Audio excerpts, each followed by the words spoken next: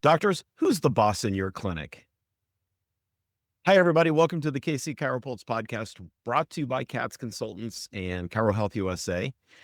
This is Dr. Troy Fox, and I'm Dr. Michael Perusich. We're your hosts for today, as we are often most days when you tune in. Hello, Troy. How are you? I'm good. I was trying to figure out where you were going with that. I'm like, we're your hosts for today, and I'm thinking we're your hosts most days. Every once in a while, I get ousted by Marissa or Kelly or Alex. Alex. Yeah, somebody else ousts me every once in a while, but we are familiar faces for sure. A little bit. We are the face of the CHIROpulse. I think I've known you since 1893 or somewhere in that neighborhood. Just about. Yeah. Yeah. I don't even want to go there. We can tell some stories too. Oh man. Yeah, we've known each other since the 90s, and that makes us sound really old now. We act really young for our age. We're seasoned. We're seasoned. We're seasoned. Good wine. Good wine. Speaking of wine. Yeah. I opened the show with who's the boss in your clinic. And a lot of you out there are probably thinking it's my wife or my spouse or my office manager, or I'm the boss because I'm the doctor. Let's take this in a little bit different direction. Last time we did a podcast, we had such a great time just talking about our spirituality, how we brought that into our practice. And I always made sure in my practice that God was in charge. Right. God was in charge. I was doing the adjusting, but it was his power through me that made that happen. It was his power through us that allowed us to help patients find good outcomes and have a good experience, great experience. And I think that's an important concept as Christians. And I don't mean to step on anybody's foot out there if you're not. So we're not suggesting that this is the only way to practice. This is just how we practice. It's a very effective way to practice. It's an effective way to practice. Yeah. And there's a couple of scriptures that really point to this. I've got a couple written down here. In Proverbs 3, lean not into your own understanding. In all your ways, submit to him, and he will make your paths straight. We talk to a lot of doctors out there, and there's a lot of doctors who are complaining about practice, who seem to have lost their direction, who are not at the profitability point they want to be. And I think sometimes you just have to take a step back and say, I got to give this up to God because my way may not be working. And it's God who makes our paths straight. And I think that's an important concept because when you think about running a business, you have to have a roadmap. And for a lot of us, that's our goals and how we're working our goals. That's our roadmap to where we want to go. But if you don't bring God into the picture, God has way more wisdom than we do. He knows the outcome already. He knows where we're going to go. So why not get the guy who built the big roadmap to help you out a little bit? I think it brings a moral compass to the practice as well, where sometimes for sure. Maybe, and I'm not saying very many, but there are a small group of people out there that would either give you advice that's shady or ask you to operate in a way that's shady, or you may choose to operate in a way that's a little bit shady, meaning that, do you really believe the recommendation you gave the patient, or is it just good for your practice? Yeah. And we talk a lot about that. Is it good for the practice? Is it good for the patient? So when you're led by God as the CEO, I have to ask, is it good for the practice and is it good for the patient? If it's not for both, then we probably shouldn't do it. And so it brings an element into the equation where I have to look at it and go, is what I'm doing ethical? Is what I'm doing going to be beneficial for my patient?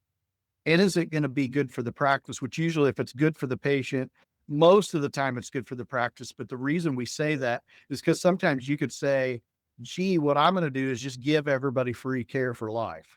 Yep. Because it's good for the patient. Would that be good for your practice? Probably not. You'd be out of business in a month or two. So that's where that comes into play. It needs to be good for both, but it brings an ethical component in when we bring God into our practices and we operate in an ethical manner. Not saying that you couldn't without, but it makes it really easy to do. And I think it is in the back of my mind every single day. Every day. Is it good for my patients? Is it good for the practice? And does it serve my master? Yep. Yep. And that's simple. So I have this litmus test that I use for everything, and it basically guides what am I going to get involved in? What am I going to do? Those kind of things. And the very first part of the litmus test is, does it lift up God? Mhm. And if it does, great. Then we go on to the next component. Does it lift up my family? Great. Does it lift up my community? Does it lift up my business? Does it lift up me? If it meets all of those things, great. Let's go do it. If it misses any of those, you'd be amazed how many things missed the first one. And it's funny how you're at the very bottom of the list, Yep. not at the top of the list. It's not about me. It's about God and family first. And Yep. you got your priorities straight. And that's why it works so well, because you have a lot of hoops to jump through and a lot of criteria to meet before it ever gets to the point of where is this good for me? At that Yep. point, you've already qualified it so many times that you're like, it's probably good for me because it's good for my family. It's good for God. It's good for my community. It's probably If a it good thing filters for down me. that far, yep. And I Yeah. always saw it as that just keeps all of those things out in front of me. So I'm constantly seeing them. I'm not out in Mhm. front where everything's behind me. It's all of that is out in front. So I think if you're finding yourself in practice where you're a little bit against a brick wall, you're a little burned out, you're maybe not covering the bills quite the way you should, maybe it's time to take just a little step back and get God involved in the practice just a little bit. And some of you out there may be thinking, oh, I've always heard I can be a Christian, but I can't do that in my practice, in my business. I can't bring religion. I'm not really talking about bringing religion into your practice. However, everybody in my community knew I was a devout Christian because I wore it on my Mhm. sleeve. They could come to church and see me play in the church band. There was K-Love playing on the radio every single day. Yep. And I've got a story about that that I'll tell if we have time, or I'll tell it another day. But Yeah, um, yeah, definitely. Definitely. Because we play K Love in our office as well. yeah, Not that's the only sign that you're a Christian, but people come in and thank us all the time for all the time. we're so thankful for you guys playing that type of music. It's It's, calming. it's uplifting and encouraging. K Love. Exactly. We'll give the whole Go plug to Caleb. How funny. yeah. Yeah. Don't be afraid to do those kind of things. And I'll tell you the story. You've heard this a million times, Troy, but I call this story Turn the Radio On. And so when 9/11 happened, all of us that were around that day, we know exactly where we were and what was happening. And in our office, we had local radio station on back then. So fairly early in practice, and we just had local radio on. And of course, every 30 seconds they're coming in with what's going on in New York. And Right. there was a point in the morning where we were super busy, and I just took a stop and I was looking around at patients' faces, and I could see the angst on their face. And I heard somebody on their phone saying, yeah, I'm going to go pick up my daughter from school here in a few minutes as soon as I get down at the chiropractor's office because I'm totally freaked out. We're going home. We're going to hide in the basement. And I thought, wow, I got to do something different. So I went over and I flipped the radio over to K-Love. And within seconds, I saw the comfort and the relaxation come over people's face. And I went and adjusted a couple of patients and came back. Somebody else was on their phone and they were saying, hey, come over here because Dr. Perusich has Caleb on and it just feels good to be here. Mhm. And Mhm. before the day was out, we had people lined up out on the sidewalk, sitting around the parking lot, waiting to come in and get adjusted because we had become the place of comfort that day. You know, the churches weren't open and things. People were looking for something, some place to go where they could be comforted. And I thought, wow, talk about a chiropractic paradigm. That's what our profession is all about. It's all about bringing comfort and peace and serenity and good health without drugs and surgery to people. And we never turned Caleb off after that, ever. My expert coaching analysis would say that if you worked a little bit harder and a little bit faster, people could have sat inside and listened to K Love while they were waiting to get adjusted instead of having to wait in the parking lot. But I'm sure Yeah. you were doing the best you can because you were But freaked out because of 9/11. you You saw, know, I had to that's turn funny. some humor into that story. I love it. Yeah, but you probably remember Yeah. my first office and the waiting room. It was Oh, yeah. we literally 3 chairs. That was all It the was a space little we had. yeah, it's a little small. It was a little small, but even Right. inside, we had people sitting around on the floors, and it was quite the sight. And it just made me realize that, wow, that old adage of not bringing God and spirituality into your business is just wrong. It's just wrong. You have to believe it, okay? You Right. have to believe in it too. But if you don't be afraid to bring that into your practice at times. There's only two types of practice. There's the ego-driven, doctor-driven practice, and then there's God as the CEO. There's really not many other types of practice. And maybe if you work in a multidisciplinary practice as an employee, you're not really in charge of what the attitude is, right? Yep. Or you're in a large practice, so there's 8 docs in your practice. Maybe you're not the lead doc and you're not in charge. But if you're in a small practice, which is most of us, right? Yep. And you're in charge, it's either ego driven, where we take everything personally. And that's one great thing I will throw out there. Maybe we should go to break and let's come back and talk about the difference between ego driven and what it does to your heart and your inside. Let's do that. That's a great idea. We need to do that. All right. We will be right back.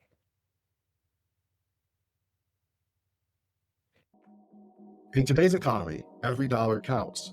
Families are facing tough choices, having to reconsider what was once essential to them.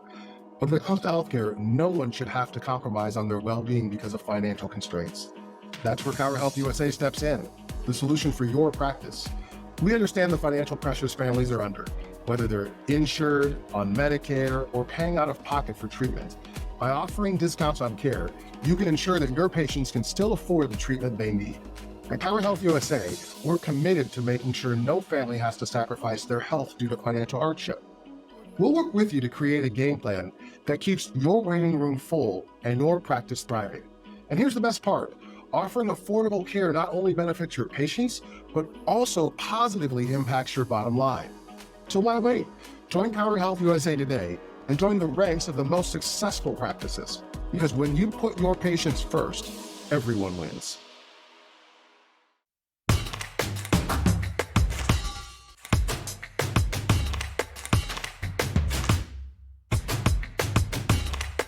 All right, everybody. Welcome back to the KC CHIROpulse Podcast. We are talking about God being your CEO. Pick up on what you just said a minute ago, Troy. God being your CEO, and really just in some ways surrendering your practice to Christ and having that stewardship mindset versus the profiteering mindset, I think is really important. And I want to point out the difference between the two. A profiteering practice is you're just constantly trying to drive the bottom line, which as a business person you need to do to a degree. But what if you drove that bottom line by being a good steward in the community, by being a good steward as a chiropractor, by serving? That's what that means, by serving others. And isn't that really what we do? We serve others. We provide Yeah, 100, serving others. 100%. And as you look at, let's say, an ego driven practice, in other words, a practice where you're the pinnacle. Everything done is to make sure that it serves you. And I get the world revolves around us some days in practice, most days. Let's be honest. If we're a busy practice, the world revolves around you inside the practice. It has to. You're the center, but you're the center cog in a whole bunch of cogs, a whole Sure. bunch of wheels, right? So that doesn't mean that the world revolves around you because you're egocentric. It just means the world revolves around you. Now, it can be because there is nothing else for you. You're like, people love me or hate me because I'm a chiropractor. I take everything personally. I wear my heart on my sleeve because of that. Here's how I approach practice, and it's so refreshing. I will tell you, folks, it's so easy when I go home at the end of the day. Let's say that we didn't meet our projections through the month on services. Let's say we were $1,000 off. All right. And we get to the end of the month. What we look at is, did we do everything we could to get there? Did we Right. take all the appropriate steps? Were our goals set appropriately? And were our action steps actionable? Right? Yep. Okay. If I say yes to all those, and I've already determined this is good for God, good for my family, good for my community. We've already gone through all those steps. My action steps are actionable, and I did all of them. and I did them with gusto. I didn't do them halfway, so I don't have to have a reckoning with myself. In other words, everything was done by the book. Okay. I missed it. Mm. Yep. I don't start thinking the sky's falling. I will tell you, there was a point in my life where my practice was not driven by God. It was driven by me. And Mhm. guess what? I started to question myself. I started to wonder where I was at in my practice and what was I doing wrong. And Yep. then and then I chicken little the thing. Yep. Sky's falling. You know what we do? Let's throw more advertising money at this. You know what I do now? I very calmly go, wow, girls, we got really close. What are we going to do next month? And we'll review what we're going to do. And we make sure again that we're ready to go. Everything's actionable. And we approach it from that process standpoint. Now, if I miss goals 2 or 3 months in a row, I may want somebody else to look at my numbers. I may want you to look at my numbers and go, what do you see that I'm not seeing here? What am I doing? Sure. Am I losing patience at a certain point? So sometimes an outside view will help me, but I don't get panicked anymore like I used to, because guess what?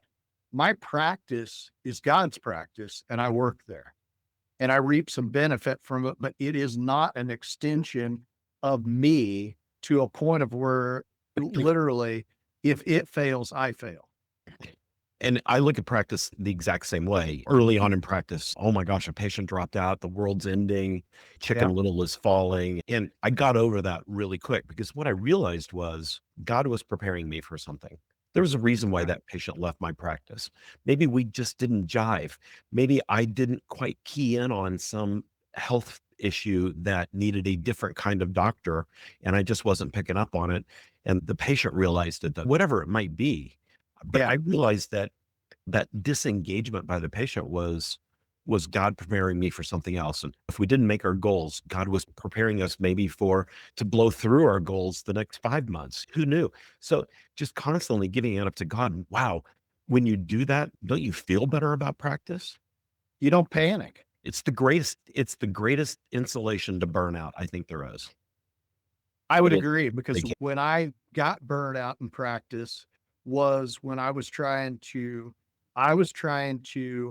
man the ship, man the oars, plug all the holes in the ship. I was chief cook, bottle washer, and everything in between. Yeah. And instead of letting God be in charge, I was in charge, and it just burnt me to a crisp. I hated practice because of it. Yeah. Because guess what? It was a reflection of me, and I felt like I was a failure. Yeah. And here's the thing. You and I both know I wasn't a failure. Right. Dollars to donuts. I was generating more income than most practitioners in my state, and I still felt like a failure. Yeah. And the truth of the matter Hey. is my priorities were out of line. Yeah. And we had a similar experience in our practice. I woke up one day, this literally happened. I woke up one day, this is when the air quotes, the Affordable Care Act was Yep. first being discussed in Congress and just getting passed. And I woke up one morning and I realized, holy cow, not only are we going to see some dramatic changes with reimbursement, health insurance rules, and so forth. I was fortunate to understand what was happening there. But I realized our practice had become so insurance guided that Mhm. everything we did in practice was to play to the insurance gods, basically. And I Yep. took a step back and I said, we can't do this anymore because we're no longer meeting the litmus test in this practice. Mhm. And we started retooling the practice and bringing it back to God. And what happened? Holy cow, practice exploded. And before I knew it, we were 100% cash practice and 34% more profitable. And like you, Troy, we had one of the more profitable practices in the state. And, Yeah. from there on, we just blew the doors off. And so it's amazing when you trust in God enough to give your business up to him, give your family up to him, give yourself up to him. It's the greatest strategic planning session ever. And sometimes it makes it really easy. I say sometimes, I feel like this has been the easiest stretch in my practice Yeah. that I've ever had. And not to say that I wasn't a Christian before, I just wasn't letting God be in charge. I was in charge. I'd just gotten through chiropractic school. I had worked my tail off just like the rest of you guys and girls have. And guess what? Darn it, I deserve this. I deserve to be successful in practice. Yeah, And because of what you so, because of what I did, it's all about me. And so I had the whole pyramid flipped upside down. yeah, It was all about me. And then everything. And I will tell you, my own personal story is it's no secret that I literally hated practice. I almost lost my marriage. I almost lost my family. And you know what? At the time, I thought it was because money was evil. I thought it was because all this money has created so much strife with me and my family. No, it was me that was creating the strife because I was not submitting to God being in charge of what was going on. And once I did, life became way easier. And this is one of those deals where you may listen to us and say, I don't know what you guys are talking about, and this doesn't make any sense. It seems a little crazy. What happened to the practical tips for my practice? This is a practical tip, but it is definitely driven by Mike and I both, our desire to follow what God tells us to do, because we believe that is the correct way to do it. So if this is one of these deals where you may not agree with everything we're saying right now, and that's okay. it still may be worth listening, but we're just telling you that we believe that our success came from submittal Yep. behavior, not type A alpha behavior, which is what every doctor is taught when we come out of school. Be a tiger. Yeah. And that doesn't work all the time either. I tried that on the golf course the other day and I said, be a tiger. And I was like one of those orange striped house cats instead of a tiger. So sometimes what you want and what really happens are two different things. They sure are. Yeah, they sure are. And those of you out there listening, when we get off on these spiritual tangents that we do sometimes, just hang with us. We're a Christian-based company, and so we appreciate the opportunity to talk about these kind of things from time to time. Because like you said, Troy, this was a very important aspect, we feel like, of our success.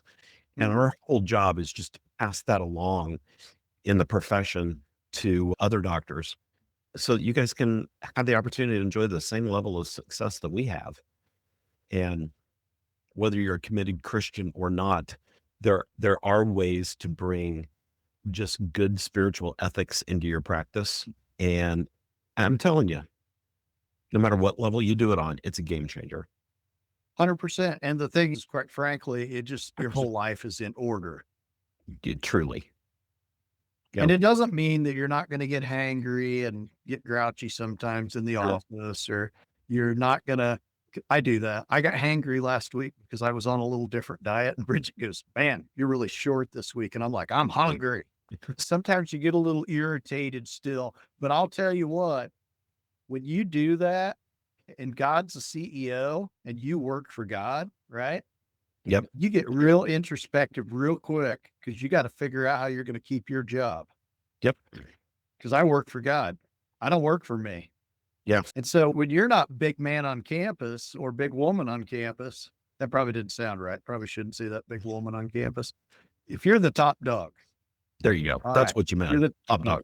If you're the top dog, sometimes you can overlook your bad behavior. Yep. But when you're not the one in charge and you're part of a cog in a wheel of a mechanism that makes this happen for patients and the rest of the staff's involved, God's in charge, then you have to become introspective. So sometimes you get called on the carpet and it's really easy when you're not the figurehead that says, I command you to do blah, blah, blah. Do as I say, not as I do kind of thing. And now all of a sudden you're a subject just like your staff is. And I think that makes perfect sense. Good point. God is the CEO. I love it. All right, everybody, go check us out at catsconsultants.com. See all the great things we're doing to help doctors really drive profitable, ethical practices. We do so many different things. Honestly, I think the only thing we don't do is come treat your patients for you. We help you with all the business side of the practice, the compliance side, those kind of things. So go check us out. There's some freebies on the website as well. And hey, if you ever want to talk about your practice, jump on one of our schedules. You can get to our calendars right on the front page of the website and jump on. We like talking to you guys. So we're in practice too, and we want to hear about yours. So feel free to touch base. Troy, anything else?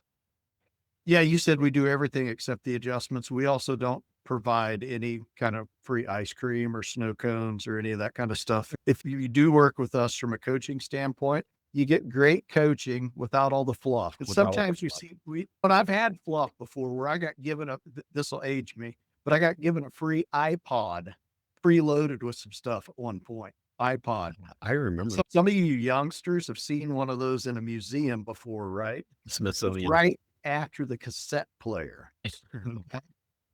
the Walkman. So sometimes we're good information without the fluff. And we're also what I would call very condensed and boiled down, because you don't come to a seminar with 500 people and see us up on a stage and never speak with us.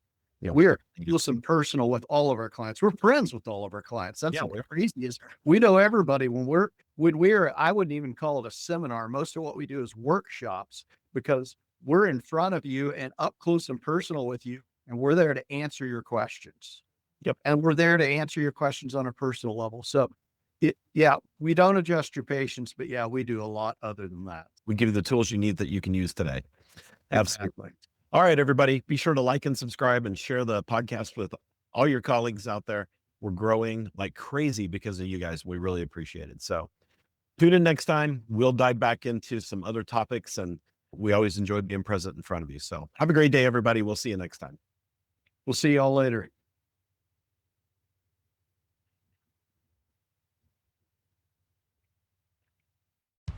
KC Chiropractic Consultants, your partner in chiropractic success. We are dedicated with one-on-one guidance to bring you all your practice management needs. Let's supercharge your practice. Give us a call today